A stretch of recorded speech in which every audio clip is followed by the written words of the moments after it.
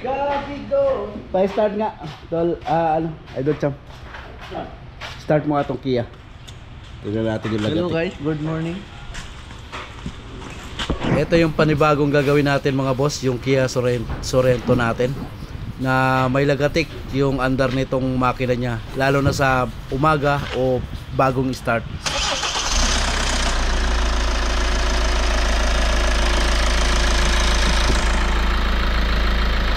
Rev mo na konti.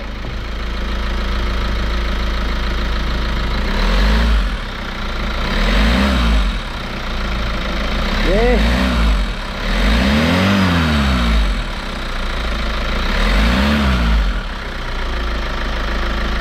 Atras mo lang konti, Idol. Ayun, narinig nyo naman mga boss, talagang malagatik siya pag unang start. So, papalitan natin dito mga boss yung hydraulic adjuster.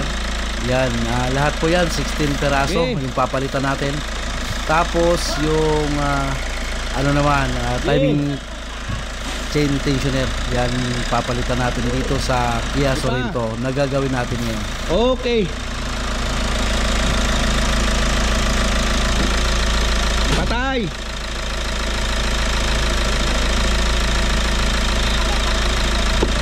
Patay. Yan, yun yung lumalagatik mga boss ay nagiging problema niyan, yung hydraulic adjuster. Yan pagka malambot na. Tapos sa unang start naman yan, pagka umaga, akala mo maingay yung timing chain. Ang papalitan naman natin dyan ay timing chain tensioner. Pagka maganda pa yung timing chain guide ay hindi na natin papalitan, pati yung timing chain. So tensioner lang papalitan natin dito sa Kia Sorento, at saka yung hydraulic adjuster or valve tappet yung tawag sa iba. Yan, nakalas na nga natin yung camshaft nito mga bossing. Ayan, rocker arm na lang nakikita nyo dyan. Tapos yung timing chain cover natin at timing chain wala na rin. Ayan, nakakalas na. Ayan, ito yung ano ipapalit natin mga boss. Ayan, naka-plastic pa. Bagong hydraulic adjuster yan. 16 piraso yung papalitan natin mga boss kasi 16 valve siya. So lahat po yan papalitan natin. Ayan yung bagong ipapalit natin na adjuster. Ito naman yung luma. So tatanggalin lang natin yan. Ikakabit natin dyan sa rocker arm. At ito naman yung camshaft nya mga boss. Ayan yung mga kinalas natin. Ayan. Tapos sa camshaft naman sa timing gear. Ayan, di naman kayo malilito yung mga boss. May timing mark yan. Ganun lang. Kasimpleng gawin tong mga ganitong Kia na Sorento, Tucson, Accent, basta yung mga diesel po. Halos isa lang yung itsura ng kanilang timing gear at saka camshaft. Yan, andito yung sa loob yung iba nating mga parts. Yan, ito naman yung timing chain cover na kinalas natin. So, ang daming kakalasin mga boss, mga pulley. Yan, ito naman yung mga binili ng may-ari. Ayan, pati injector washer. Ayan, papalitan din natin. Ayan. Mga brand new yan mga bossing. Sinimulan na nga natin ikabit yung mga brand new adjuster mga boss. Ayan, tilatanggal ko na sa rocker arm yung luma. Ayan, ang gagawin nyo lang dyan, i-clip nyo lang. Napakabilis lang naman po palitan niya mga ganitong adjuster. Ayan. Sinukat-sukat ko pa nga kung parehas. Parehas naman mga bossing. Ayan, tapos langisan nyo lang yung adjuster. Para hindi ganong malagatik pag unang start. Sa una lang naman po malagatik yan pagka hindi pa siya napapasukan ng langis mga boss. Pag bagong kabit nyo lang. Pero pagka napaandar nyo na po yan, kahit umaga paandarin nyo, ay mawawala na po yung ingay at lagatik nyan. Sa mga ganyang lumalagatik ay adjuster, papalitan natin. Kaya mga boss, binubuksan na nga lang natin sa plastic. 16 piraso yan. Hindi na natin papakita lahat ng pagpalit. So napakasimple lang naman pong palitan ng mga ganitong adjuster.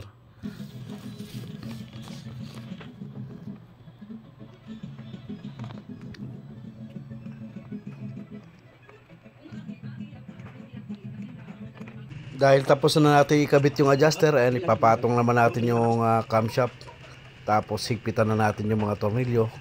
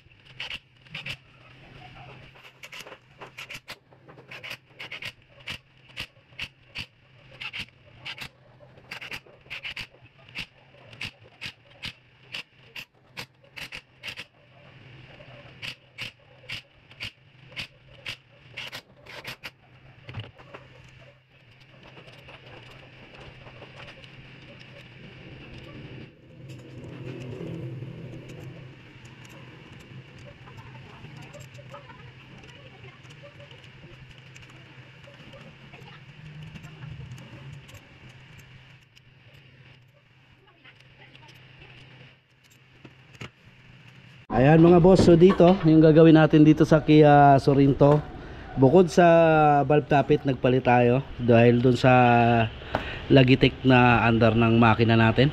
So sinabay ko na rin dito yung timing chain tensioner mga boss. Yan, sinabay ko na rin siya. Ito yung dalawa. Titingnan natin mamaya kung mag-i-improve yung under nito na dati Malagatek. So ito yung mga tensioner na ipapalit natin. Ayan, dalawa rin po yan. Ayan, so sa part number, ito yung part number ng tensioner natin na isa. Ito naman yung maliit. Yan. So ayan, dalawa papalitan natin. At sasalpak na natin yan para matesting na natin to, yung maingay na Kia Sorento na sobrang Logitech yung andar. So na set up na natin yung timing chain.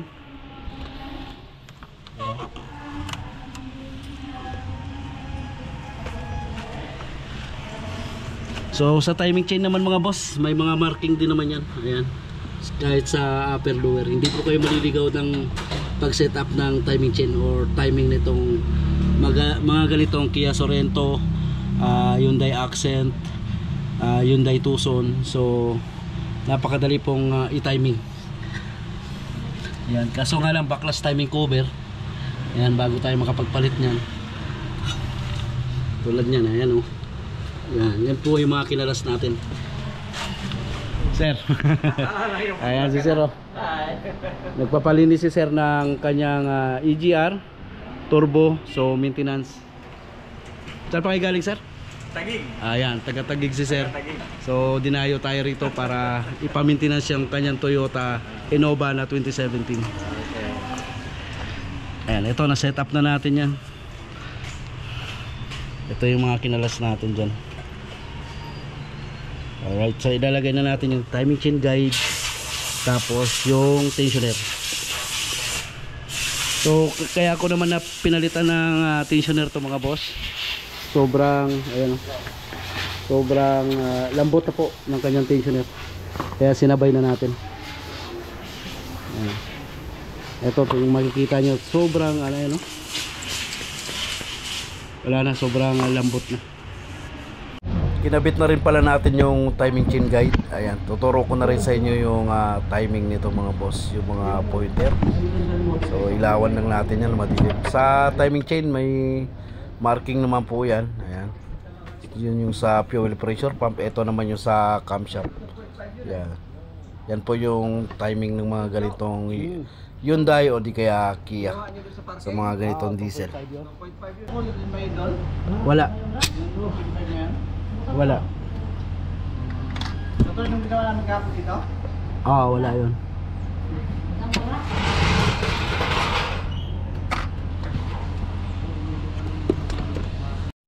Okay, malapit na siyang matapos. Nakabit na natin yung timing chain cover.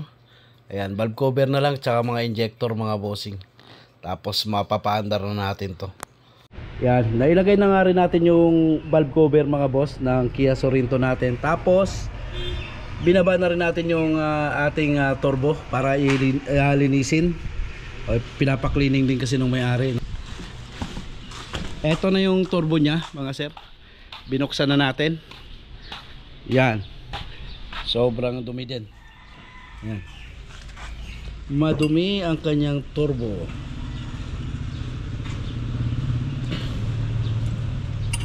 Kaya alagaan natin sa linis mga boss. Wag na Dol. Wag na. Linisin na natin. Linisin lang to ng gas. Ayun, carbon. Kaming carbon. Linisin lang. Ito pala oh. Tapos sprayhan na lang natin mamaya. Yan, malinis na yung ating turbo ng Kia Sorento. Yan, so sobrang lambot na niya mga boss. Ayan o.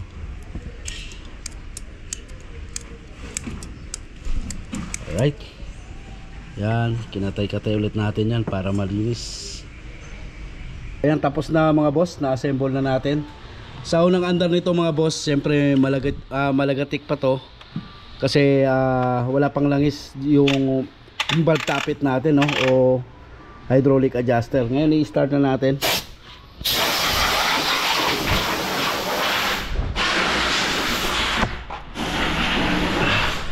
On muna natin siya.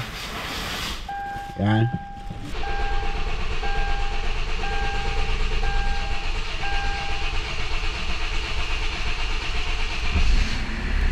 Yun.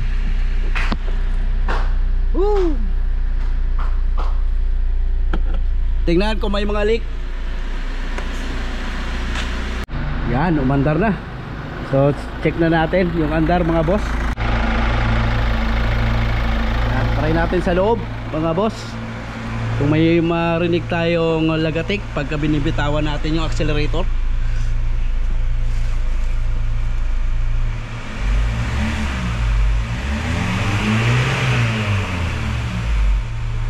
Yan.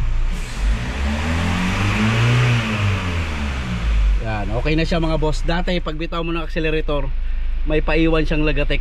Yun yung concern talaga ng may-ari, no? Pagka ni-rev natin, tik tik tik. Yan, pag binibitawan natin yung accelerator, pag nagre-release tayo ng accelerator, so may paiwan siyang lagatik. So ngayon okay na po. Ano? Yun, tahimik na siya mga boss. Ayan mga boss, sana nakapag-share ako ng konti dito sa problema ng Kia Sorento natin. Yan, na malagatik, may gaspang yung timing chain. So pinalitan natin yung tensioner lang, timing chain tensioner, hydraulic adjuster, no, sa valve tappet, yung valve tappet yung tawag sa iba. Yan. Ayun mga boss, sinabay na rin natin yung EGR cleaning, turbo cleaning. Yan. Yan yung mga ginawa natin dito sa Kia Sorento. Ayan, kung nagustuhan nyo ang aking video mga boss, huwag nyo kalimutang i-like, i-share, subscribe yung ating channel. Yan, para makapag-share pa tayo sa iba.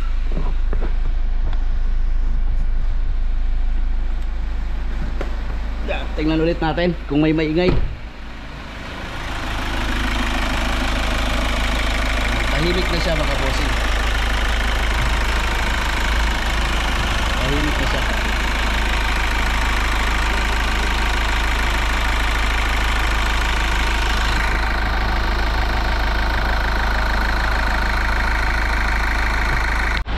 Yan, pagkatapos natin ng Kia Sorento, so meron tayong gagawin din na Kia Sportage. Ito naman siya mga boss. Paparinig ko sa inyo yung andar niyan. Ayan, paparinig ko sa inyo yung andar nito. Ayan oh. Oh. Yan, hindi na fuel knocking yan. Ayan o.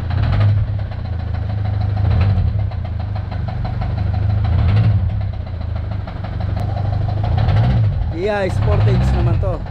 Gasoline, hindi siya diesel. Papagilid doon.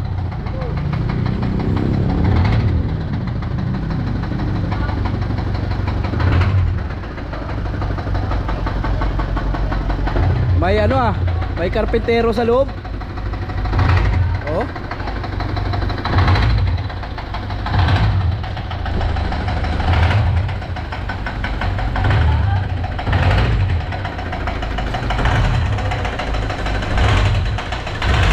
Oh, gandahan sa rin.